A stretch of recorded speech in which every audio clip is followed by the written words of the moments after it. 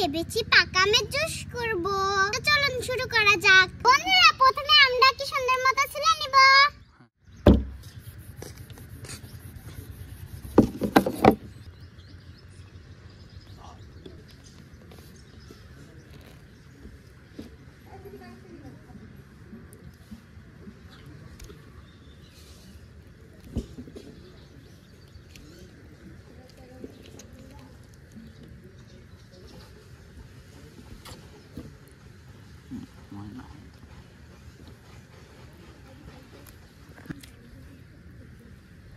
ভালো মতো চিটকে নিব।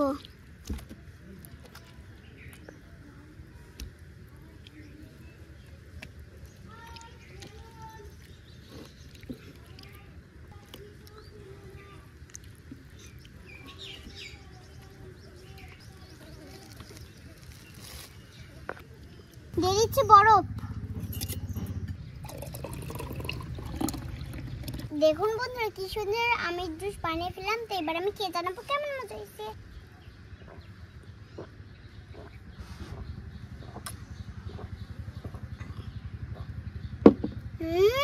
দারুন! গরমের ভিতরে আমের জুস প্রাণ জুড়ালো।